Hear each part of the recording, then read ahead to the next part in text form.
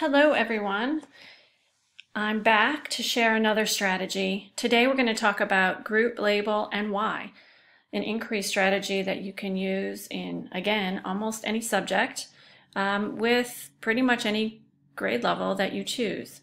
We're going to talk about what this strategy does for our learners, why we want to do it, I'll give you some examples of some content. We'll talk about how and when to use it in your lessons, and hopefully you can implement it soon if you haven't already tried this one. All right, so like I mentioned, why should learners sort and label?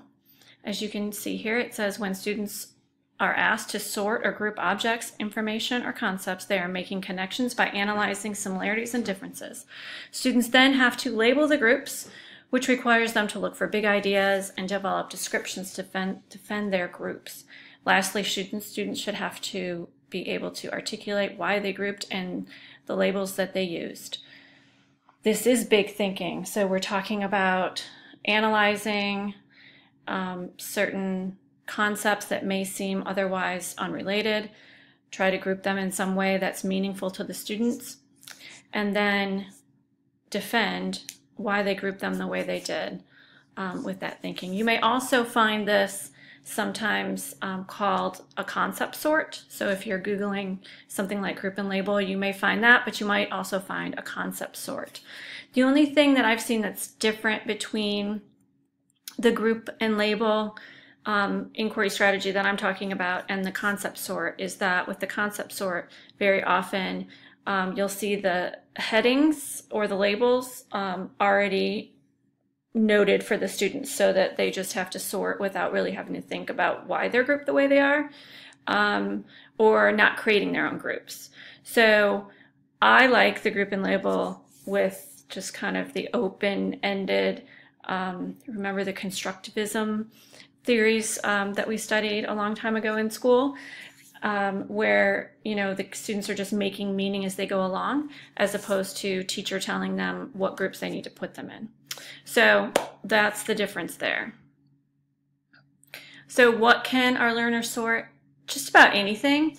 Some examples, if we're talking about maybe elementary concepts, it would be shapes or rocks, words, word patterns, letter patterns, animals, characters in stories, numbers, of course, minerals. I'm thinking again about science and sorting like rocks and minerals and things.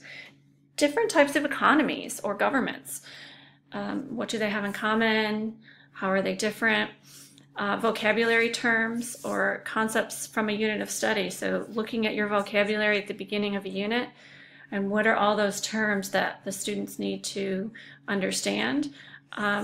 Create some sort of group and label with that, or a sorting activity. So they have to look at and kind of decipher what those words might mean, how they're connected to each other. And it's very helpful for getting students to really think about what's to come in a unit. When should I use this strategy? Well, I already kind of hinted at the fact that you can use it at the beginning of a lesson or unit before you have even taught the content as a hook or a pre-assessment.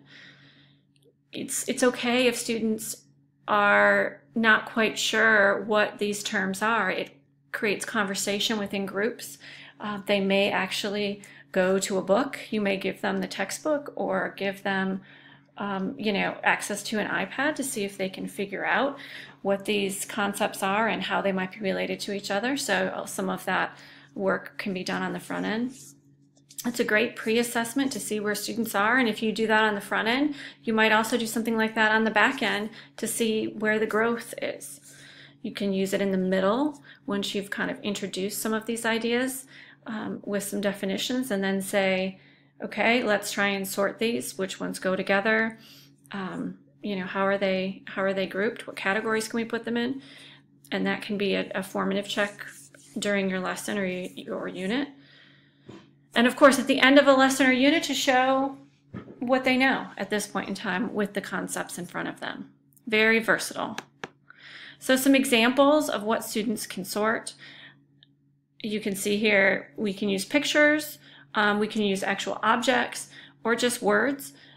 And this one, the first one here, is for not living and non-living, which of course seems like a pretty simple concept, but for some of our kindergartners and first graders where they're learning that, they're still having some of those conversations. And you may even get into some debates regarding an acorn.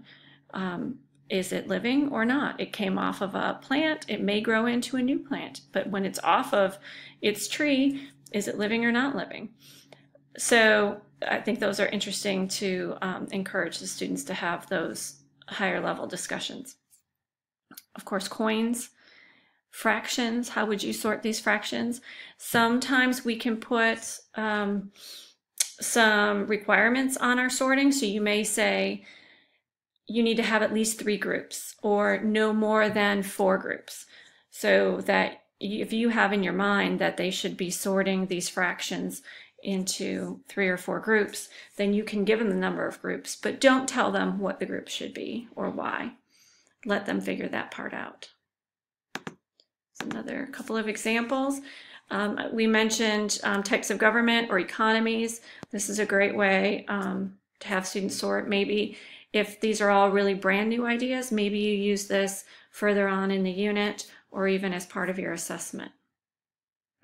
Elements from the periodic table before the students study the table. So before even showing them the periodic table, put some elements, their symbols or the words, some of the elemental cards on the table, and have students sort how they think they are grouped together.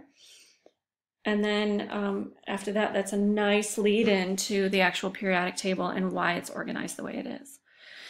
This last one I think is really interesting, showing different types of equations, the equation for a line. And it would really give students an opportunity to notice what's the same or different and analyze this before launching into what it means, what it looks like on a graph. And it may help some of your students who really struggle with this concept, because they would have some time on the front end to analyze that a little bit further before jumping right into some of that mathematical piece that may give them a little bit of angst or cloud their thinking before they're able to really understand everything that's going on. So anyway, these are just a few examples. Again, this is group, label, and why. Don't forget at the end of these lessons to make sure that you ask students, why did you group it that way? That they would have to justify their answers. Of course, if we're talking to kindergartners, we're not going to ask them to write that down or expect really high level thinking. But we are going to ask them to start practicing justifying why they did something. I hope you have a great day, and please share at the bottom of this video other ideas of how we could use or how you have used this strategy. Thank you.